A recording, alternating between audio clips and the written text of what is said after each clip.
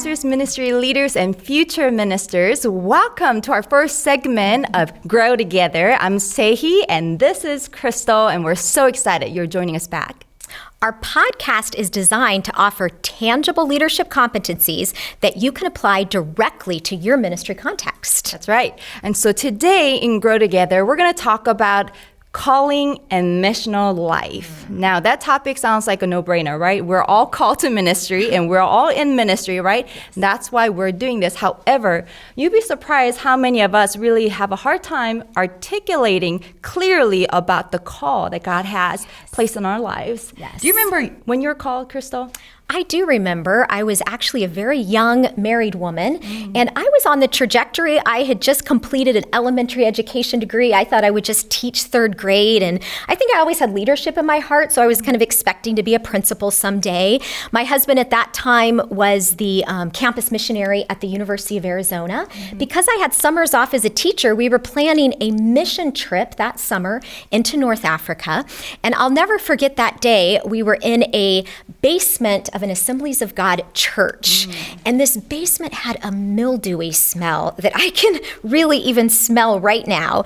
And as we were planning this trip, thinking we were just going to take a small group that summer, the Lord began to speak into my heart so clearly I can almost hear it right now.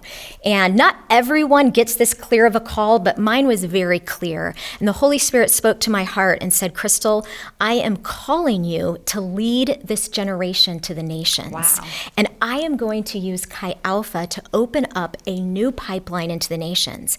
Can I tell you, as a very young woman with very little cross-cultural experience, this was a very audacious call. Yes. And it felt big, even at that moment.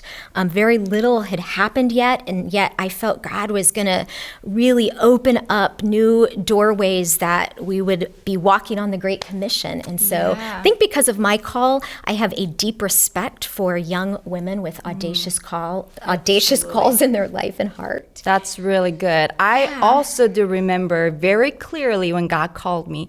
It was about 16 years ago, shortly after I got married to my husband. And remember this, when I married my husband, I became a pastor's wife by default of marrying a minister, okay? So I came from a broken home and non-Christian background. So to be in ministry was not even in my radar.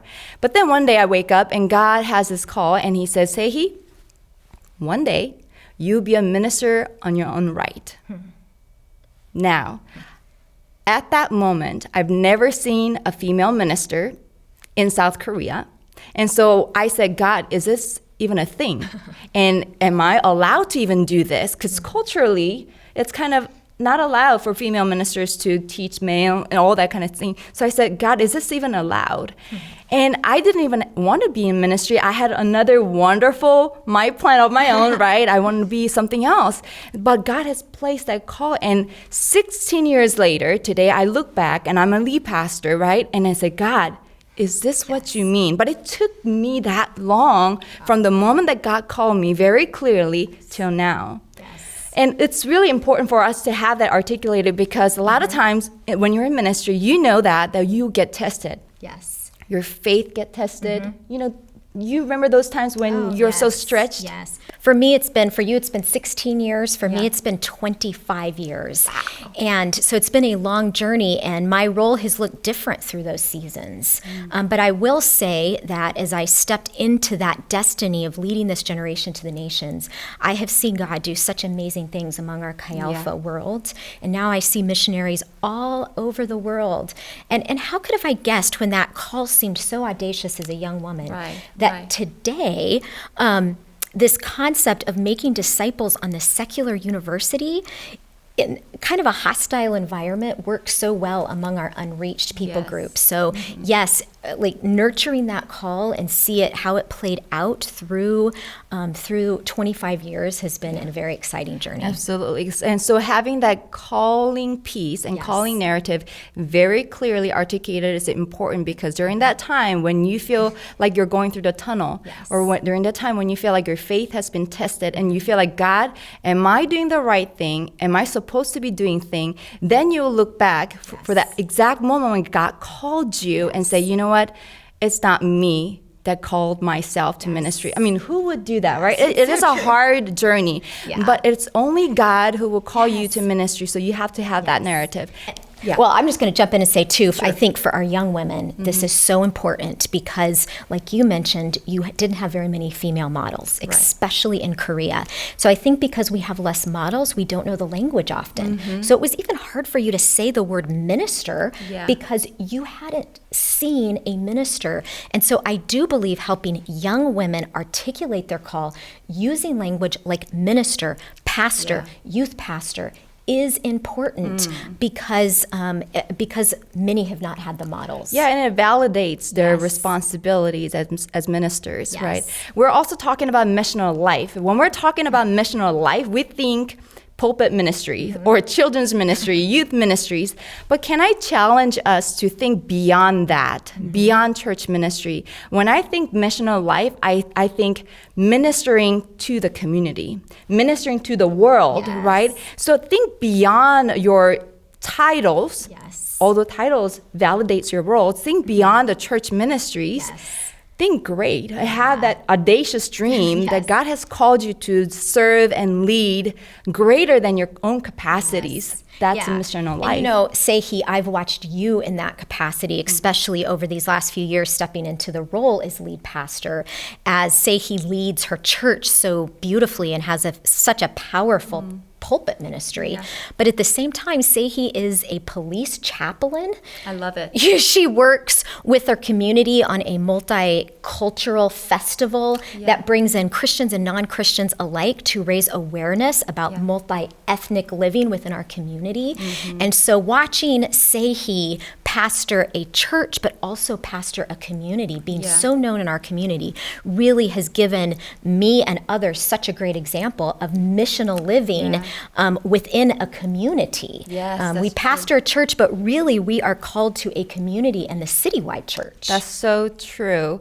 And I might be biased, but being a pastor and minister is the coolest thing and the coolest job that you can have in this life, because you can just touch many people's lives from all walks of life, not just Christians, but non-Christians.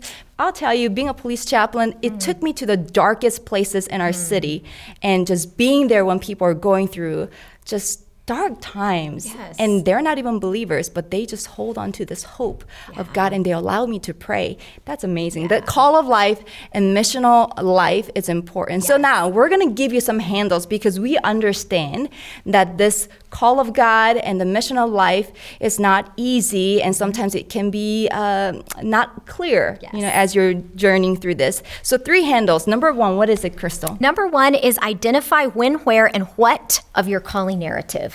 Yes. We modeled that today, the when, where, and the what, that you can easily articulate. Details important. The more detailed it is, the better you will understand and remember that God has called you. Okay, number 2. Second is find a prayer partner to keep you accountable. Actually, today in our studio audience, my mom is out in the audience. What a privilege. And she's been a prayer partner to me to keep me accountable to the call. Sometimes other people see the call in you even before you see it in yourself. So having somebody in your life that can call it out of you, celebrate the call, and keep you accountable to the call is so important. Absolutely. For me, it's actually my husband. And he's one of my greatest mentors and probably the best champion in my life as supporting women minister. But he prays for me, and those times when I say, you know what, forget this ministry, it's too hard, I just want to do an easy job. And he says, do you remember the call that God has placed upon you, that you will be a minister on your own right one day? You cannot go back. He holds me accountable. So he keeps me accountable. So I love that about him. So have those people around you. So what is the third one? The third one is what we've already really talked about, but think missional life, not ministry. That's good. So there it is, number 1, 2, 3. And I want you to just review. We have an attachment, a study guide, so you can form a small group and just talk about this. But part of our Grow Together episode segments, we would like to really answer some of the questions that are burning in your heart. And so I encourage you to send those questions to us, message us, email us. But today we picked one that we kind of observed in the conversation and among female ministers. So we're going to talk about one of those. Crystal, what is the question? This one came up on one of the sites that's just asking questions about being a female minister, and it was, what do you think about having women preaching on Mother's Day only? Is it patronizing? That's a good question. It is a good question. What do you think? Well, thanks for putting it to me first. Oh, okay. What do I think? Yeah. I actually think as a female minister, I need opportunities to communicate in the pulpit. So for me, whether it's patronizing or not, I think I sometimes could lay down the feeling. And I think this was the overall, as people commented on this question, I think this was the overall feeling to it is, yes, it may be patronizing, but there's ways that we could shift it and talk differently about it, because as female ministers, especially when we're not lead pastors, we need opportunity in the pulpit. And so as women ministers, I encourage, if you have an opportunity to speak the gospel in a pulpit, take it. We need the experience, and we need to learn and grow as communicators. At the same point, I think you can use that opportunity to kind of push a little bit, to maybe say to the minister that's asked you to speak on Mother's Day, hey, thanks for this opportunity, but I just want you to know I'm available other weeks to speak or preach for you, and remind them of the importance of having female ministers in the pulpit. So I think we can use it as a jumping off place. I agree. There's a book called Developing Female Ministers by Katie Cole. It's a pretty new book, just came out. But it's fantastic. And I really strongly recommend that to you. In that, she talks about taking every opportunity, just like what you said. You know, we don't have enough opportunities to begin with if you're not a lead pastor. So take every opportunity. It's kind of interesting at my campus, my church. On Mother's Day, my husband preaches. On Father's Day, I preach. And so we have just different perspectives, and we like it that way, because so that we can mix match and stuff and be creative. But I say, take those opportunities, and for whoever that gave you the opportunity, go visit with them after the sermon, after you preach, and say, hey, thank you so much for the opportunity. I would like to better my preaching skills. Is there any tips that you want to give? Feedback, receive feedback, and go with the attitude of student. With the heart of a learner, and then just say, you know what, I'm here to learn. I'm not here for like positions, but I'm here for opportunities to grow and learn. And as you demonstrate that, and be that woman who demonstrate the spirit of authenticity, spirit of just learner, right? And then they will open more doors for you, and just champion that opportunity, encourage other females that might be sitting in there, and challenge our brothers in the pews and say, wow, that woman of God can preach, you know? I recently was at an event where I was speaking about women in ministry, and I'm telling you, the men in the room almost erupted. I thought I was going to get a standing ovation when I started speaking about the need for more female women ministers in the pulpit. And so I do think our brothers are ready to step in and say, okay, we're going to have to give up some power in order for to see more women in the pulpit. And can I just say thank you to my fellow brothers who are championing women in ministry. Without you, we will not even have opportunities. But thank you for supporting us and championing us, and we're going to do this together, right? Yes, we are. Yes. Well, I am so excited that you have joined us for our first episode of Grow Together, talking about calling and missional life. What a wonderful topic to cover to begin with, right? Well, we just want to welcome you back, and we're going to be back with more relevant topics on ministerial leadership and competencies. But until then, stay tuned and stay connected with us on our social medias, and at AG Women Ministers. Yes, and remember, at the Network of Women Ministers, we believe the image of God is best reflected in the Church of Jesus Christ is healthiest when both men and women are empowered to fulfill their ministerial call at every level of church leadership. Yes, and we understand this road is not easy, but remember, we're in this together.